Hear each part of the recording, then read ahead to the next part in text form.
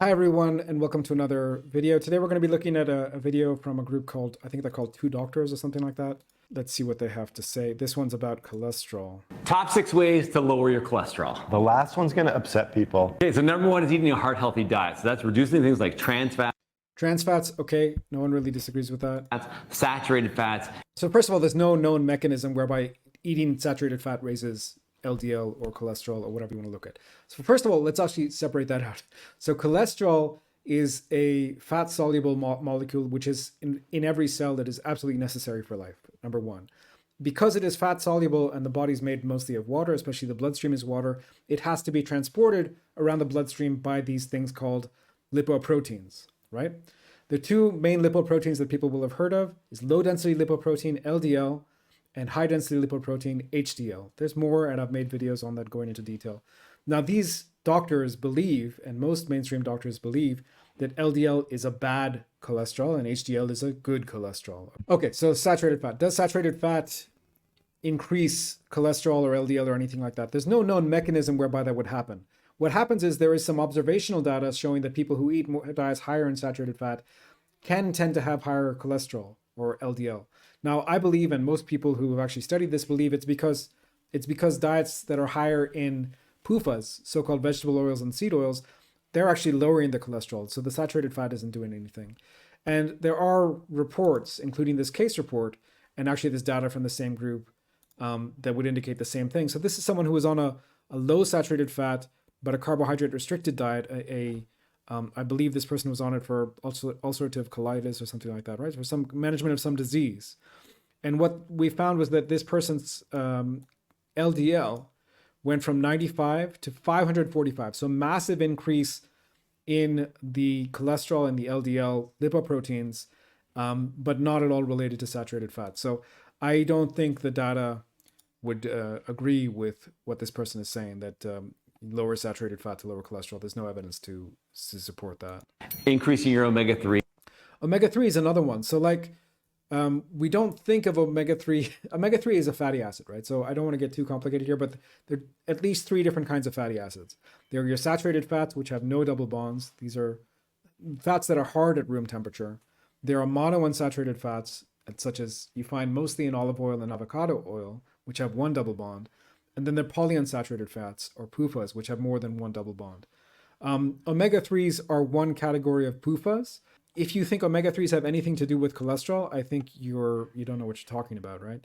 So what this person said, what this study says, is that the study is called The Effects of Omega-3 Fatty Acids on Serum Markers of Cardiovascular Disease Risk, a systematic review. Fish oil consumption increases LDL cholesterol levels, okay?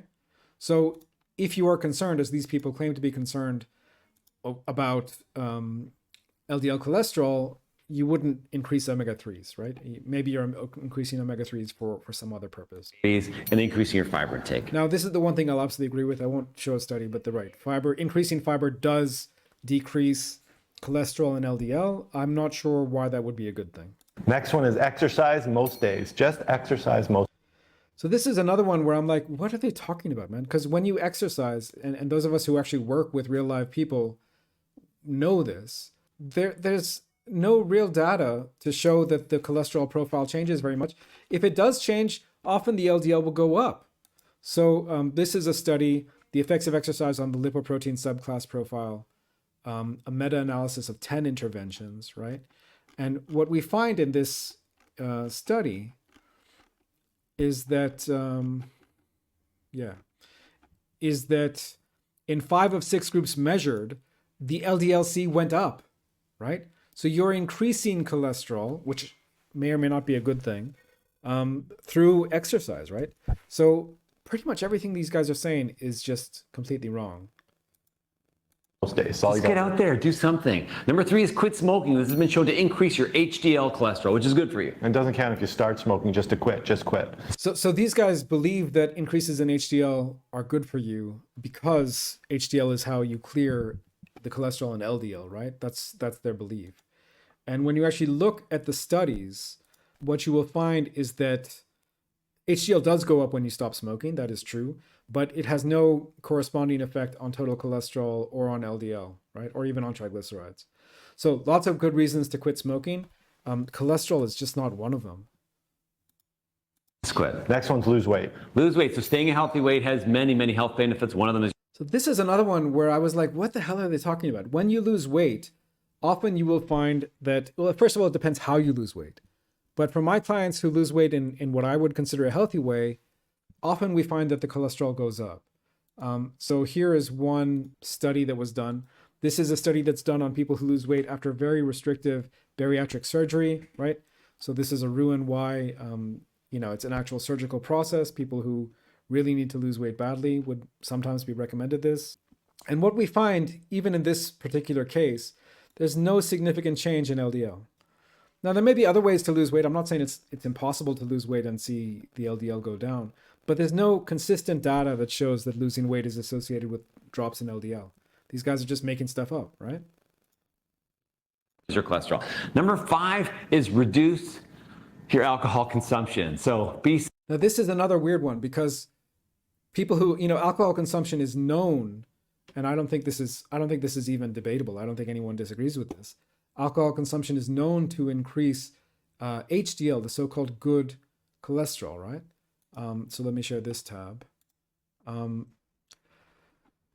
Alcohol intake, so this is called alcohol consumption raises HDL cholesterol levels by increasing transport rate, blah, blah, blah. Conclusion, alcohol intake increases HDL in a dose-dependent fashion associated with and possibly caused by an increase in TR of HDL, ApoA and ApoA1 and ApoA2. Okay, forget about the mechanisms. I don't think they're relevant. If quitting smoking was good because it raises your HDL, then drinking more is good because that also raises your HDL, right? So you see the problem with these guys? They're not making any sense at all. Sensible. We have other videos about this. It's just not good for your cholesterol. If that didn't upset you, my last one is pharmacology. Yeah, so I'm not even going to go to that. I mean, they're going to recommend statins and so on, which, again, shouldn't surprise anyone. But the fact that they've been so wrong on everything means that I don't even have to show you the statin data. It's at least unreliable, right? So do your own research. Listen, why spend so much time on these guys? They are coming to you in their scrubs. I don't actually know if they're actual surgeons and actual doctors or not. I don't care. They know so little about what they're talking about, and they're wrong on every single item, that it's just worth bearing that in mind.